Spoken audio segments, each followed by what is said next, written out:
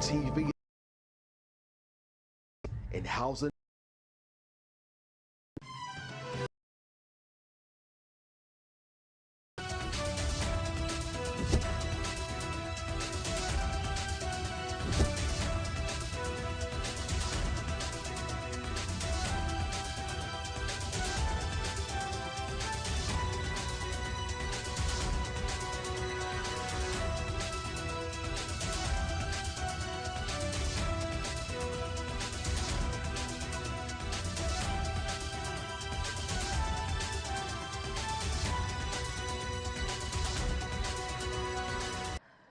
Hello and welcome to Housing TV News at the top of the hour, coming to you from our studios in the nation's capital, Abuja.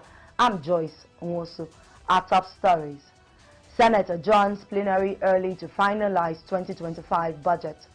Ogun Aviation Village generated 700 million naira, 5,000 jobs, says Commissioner. Housing Minister Architect Ahmed Dangiwa seeks dispute-free construction industry. From the foreign scene, rogue landlords in England will face curbs on how much housing benefits they can receive. We begin with the Senate. The Nigerian Senate adjourned plenary early to enable its Committee on Appropriation put the final touches on the 2025 budget for possible presentation and deliberation on Wednesday. President of the Senate, Godswill Akpabio, disclosed this at the National Assembly in Abuja. Akpabio stressed the need for the Senate to quickly resume and conclude work on the budget proposal, which is now in the final stages in the Senator Solomon Adiola-led Committee on Appropriation. President Bola Tinubu had presented a total budget of 49.7 trillion naira to a joint sitting of the National Assembly on December 18, 2024. He, however, jacked up the size of the proposed 2025 budget to 54.2 trillion naira, reflecting an increase of over 5 trillion naira as a result of additional revenue from the Nigerian Customs Service, Federal Inland Revenue Services, and other government-owned enterprises. Committee on Appropriation for the ongoing work. Having concluded today's proceedings on the other paper, I hereby move that the Senate do adjourn to Wednesday, 12th February 2024 at 11 a.m. I so move, Mr. President. 2025. Those in support of the adjournment say aye. Aye. Those against say nay. Nay. The ayes have it. The Senate is hereby adjourned. After reading the President's communication, Akpabio promised that the Senate would expedite action on the budget and ensure that it is passed before the end of February. The Speaker of the House of Representatives, Abbas Tajuddin, has announced the appointment of Isiaka Ayokunle Ibrahim as the new Deputy Chief Whip of the House. Honorable Isiaka takes over from the late Oriyomi Onanuga, who died recently after a protracted illness. The Speaker says the choice of Honorable Isiaka for the position of Deputy Chief Whip by the leadership of the House was done after a careful and extensive consultation with the leadership of the party, as well as the Southwest Caucus in the House. He charged the new Deputy Chief Whip to uphold the integrity of the office by discharging his responsibility diligently and with the highest professional standards. Honorable Isiaka Ibrahim succeeds our dear colleague, Honorable Aduwumi Ijaya Onanuga, who sadly passed away earlier this year. Let us take a minute to remember Honorable Onanuga's invaluable contribution to this House and to our nation. May her soul rest in peace. We congratulate Honorable Isiaka Ibrahim on this well-deserved elevation and trust that he will bring the same dedication and commitment to his new role as he has demonstrated in his service to this House and to his constituents. We wish him success and God's guidance as he undertakes this important responsibility. May we all continue to honor the memory of Honorable Onanuga by working together to serve the Nigerian people with diligence, integrity, and a sense of purpose.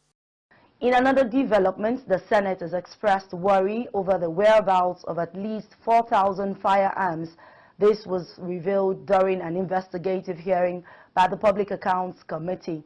The audit report from the Office of the Auditor General of the Federation highlighted discrepancies in the police armory records between 2000 and 2020. The Auditor General of the Federation had informed the lawmakers that in 2018, the report from the Auditor General queries the missing of about 178,459 different types of arms and ammunition from the police armory without any trace, while 3,907 other assorted rifles and pistols disappeared from different police formations nationwide as at January 2020. 1. The total number of lost firearms as reported as at 31st December 2018 stood at 178,459 pieces.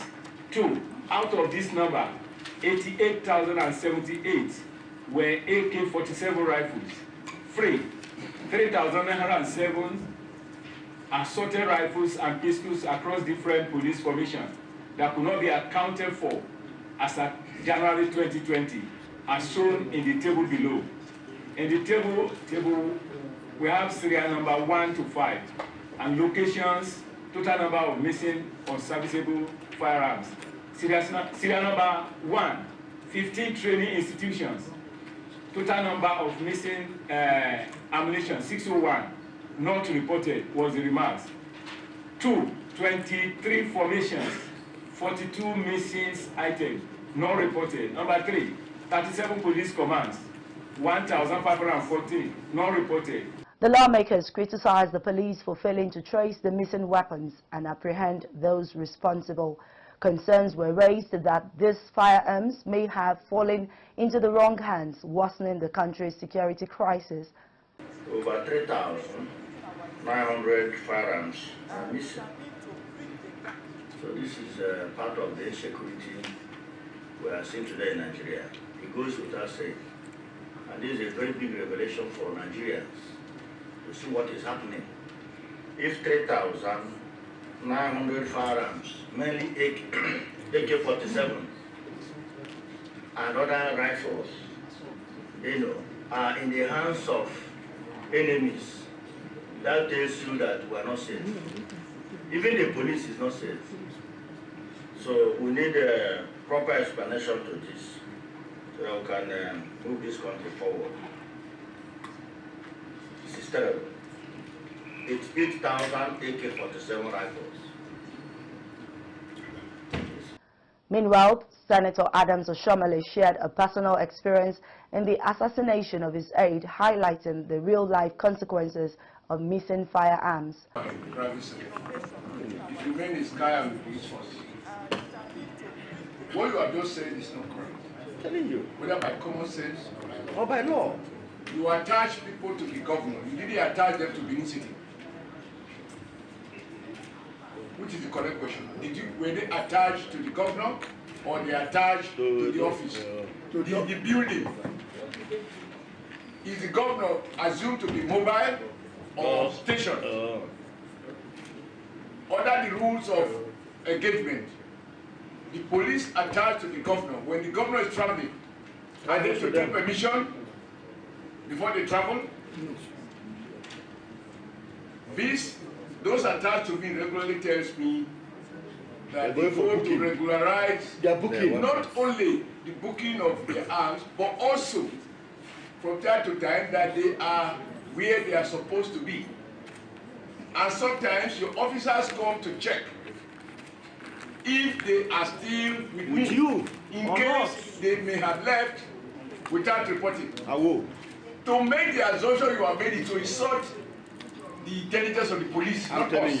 When you suggest to us that if an officer moves from Benin on official escort duty to which you officially are legally assigned him, that you will presume his weapon is no longer with him. In response, the police stated that the Inspector General of Police regularly audits firearms and that the force is committed to ensuring no weapons go missing. Some commands and formation did not report loss of firearms and ammunition.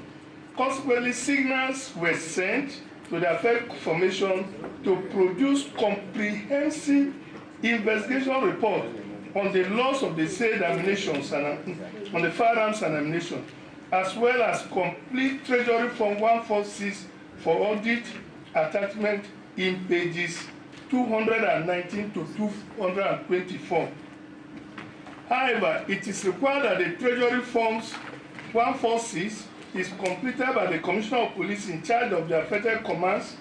Again, number 21 PMF did not include report of their loss of arms and ammunition to the force armament for the period of their successive audit of returns, and reason being that they were issued an official query by an external auditor, and the said query was answered.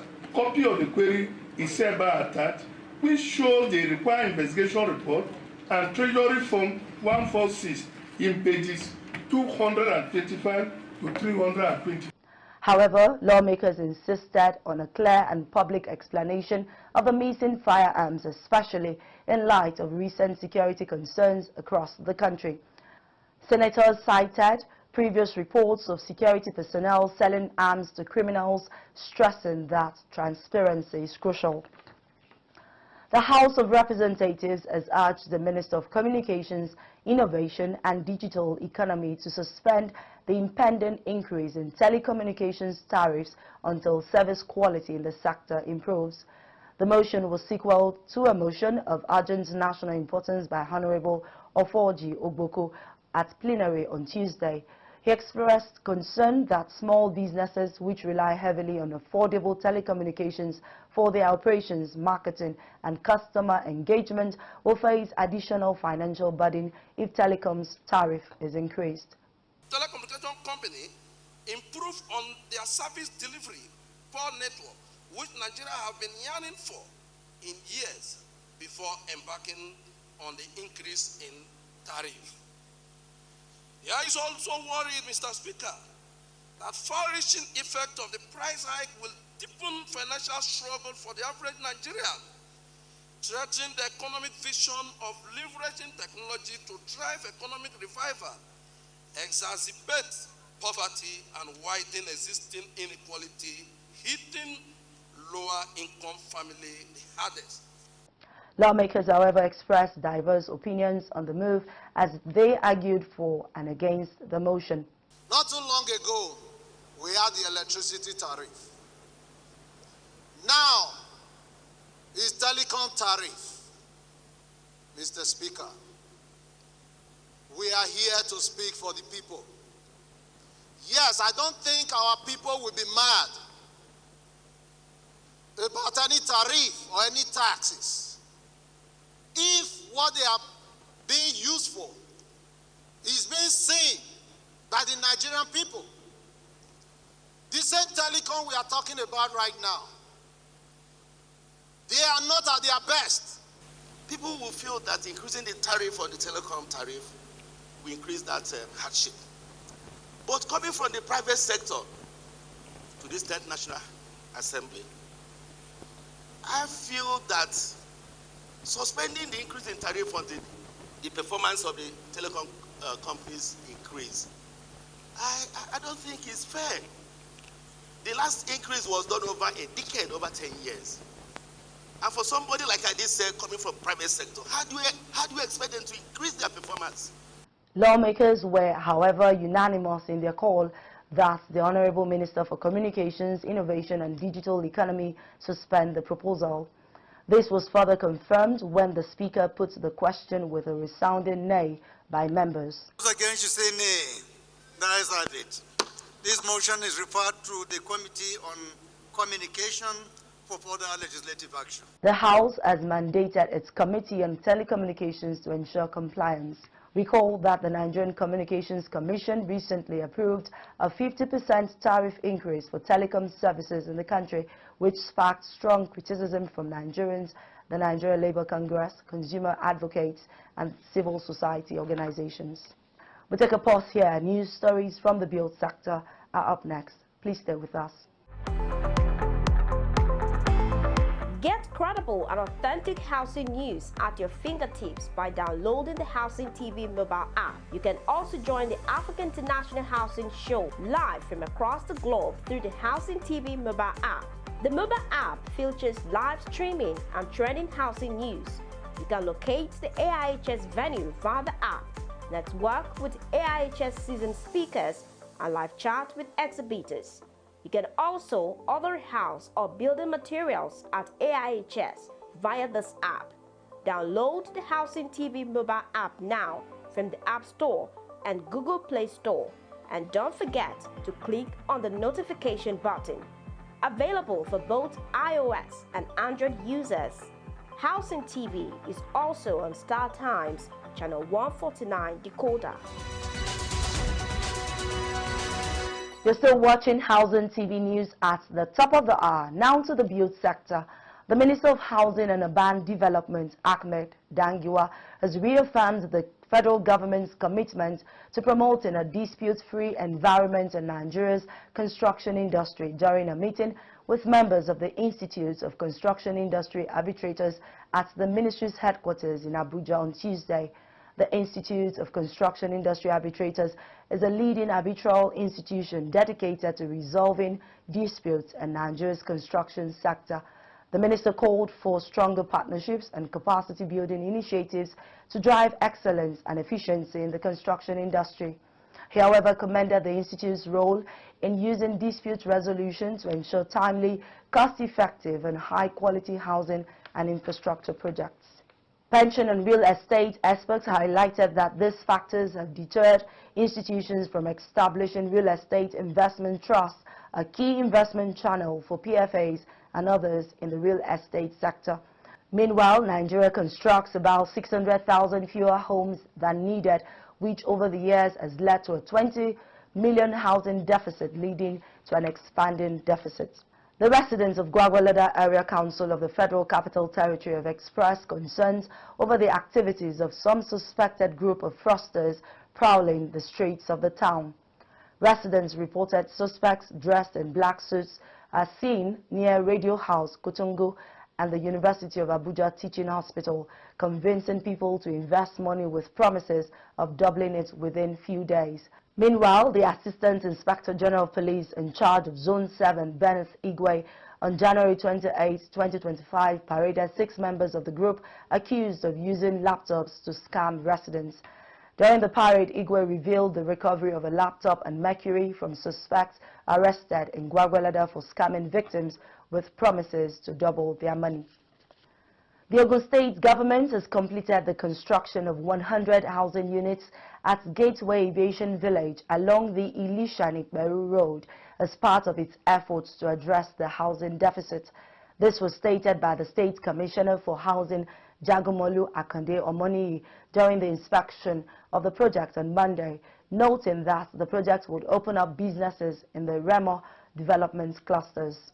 Jagomolu stated that the housing estate, part of the Aerotropolis around Gateway International Airport, is equipped with facilities like perimeter fencing, water, electricity, security, and drainage systems. Jagomolu, however, assured that the second phase of the project with 200 housing units will begin before the end of the first quarter. He also stated that allocated subscribers can move into the estate as soon as all necessary facilities have been provided by the government.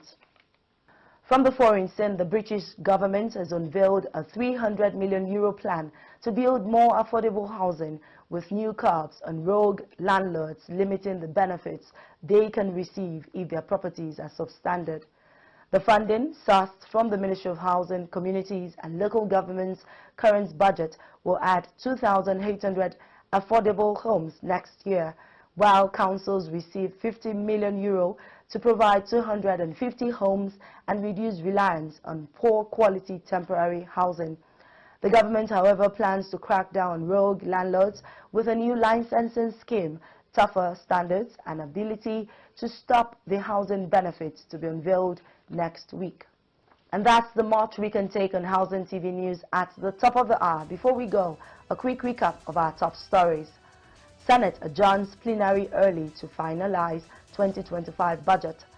Ogun Aviation Village generated 700 million naira, 5,000 jobs, says Commissioner. Housing Minister Architect Ahmed Dangiwa seeks dispute-free construction industry. From the foreign scene, rogue landlords in England will face curbs on how much housing benefits they can receive. For more news in the housing sector, subscribe to Housing TV Africa on YouTube and follow Housing TV on all social media platforms. Download the Housing TV Africa mobile app on Google Play Store and Apple Store. I'm Joyce Onwosu. Thanks for watching.